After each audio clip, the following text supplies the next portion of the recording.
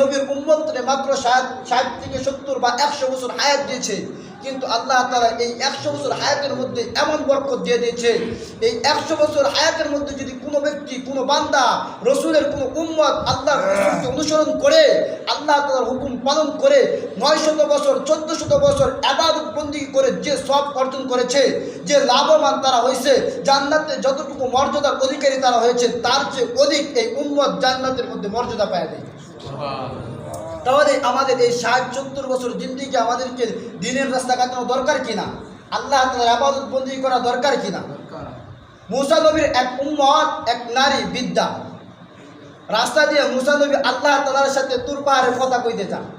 আল্লাহ তাআলার সাথে সরাসরি মুসা নবী কি করতেন? কথা বলতেন তুর পাহাড়ে যায়।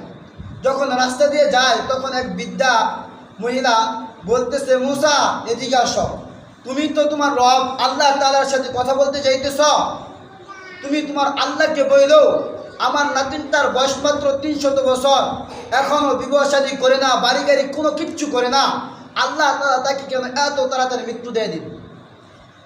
তখন মুসা নবী তার কাছ থেকে গেলেন আল্লাহ তাআলার কাছে। আল্লাহ তাআলার কাছে জিজ্ঞেস করেন, আল্লাহ তাআলা জবাব দেয়, তুমি যা বইলো, যদি শেষ নবী যেই নবীকে সৃষ্টি না করলে দুনিয়া আসমান কোনো কিছু সৃষ্টি করতাম না, ওই নবীর উম্মতের বয়স হইবে 60 থেকে 70 বছর। তখন মুসা নবী আয়েশা যখন ওই রাস্তাতে চলতেছে, তখন আবার ওই বৃদ্ধা মহিলা আবার রাস্তার পাশে আসছে, আসার পর বলতেছে, হে মুসা, তুমি তোমার আল্লাহ তাআলার কাছে কি এই প্রশ্ন রাখছিলা? তখন মুসা নবী বলল যে হ্যাঁ, হে বুড়িমা, হ্যাঁ, আমি আল্লাহ তাআলার কাছে জিজ্ঞাসা করছিলাম, এই প্রশ্নটা করছিলাম যে আল্লাহ, তুমি এই শিশু বাচ্চা 300 বছর বয়স, একে মৃত্যু দিয়েছ কেন? তখন আল্লাহ তাআলা জবাব দিছে, বিদ্যামা তুমি শুনো, আল্লাহ তাআলা জবাব দিছে কি জানো? আল্লাহ তাআলা জবাব দিছে, যে নবীকে, যে বন্ধুকে আমি সৃষ্টি না করলে আসমান জমি পাহাড় পর্বত মানব দানব গাছ পশু পাখি কোনো কিছু সৃষ্টি করতাম না। এই নবীর বয়স থাকবে, এই নবীর হায়াত থাকবে মাত্র 63 বছর। এই নবীর উম্মতের বয়স থাকবে 60 থেকে 70 বা 100 বছর, এর চেয়ে বেশি হায়াত পাইবে না। তাহলে তুমি বলো, তোমার নাতির বয়স কি কম দিছে না বেশি দিছে? তখন ওই বুড়ি মহিলার, ওই বুড়িমার একটা জবাব আপনাদের প্রত্যেকের জানা দরকার।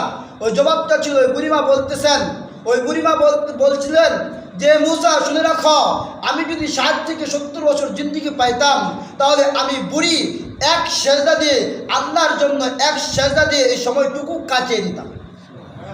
আর আজকে আমি আর আপনি চিন্তা করি কোথায় আছে আমরা। ওই বুড়িমা বলতেছেন, আমি যদি 60-70 বছর জিন্দেগি পাইতাম, ওই 60-70 বছর জিন্দেগি আমি আমার মাওলার জন্য, আমি আমার রবের জন্য, আমি আমার আল্লাহর জন্য এক সেজদা দিয়ে কাটিয়ে দিতাম। আর আমি আর আজকে 60 বছর 70 বছর জিন্দেগি পাইয়া কি না করতেছি।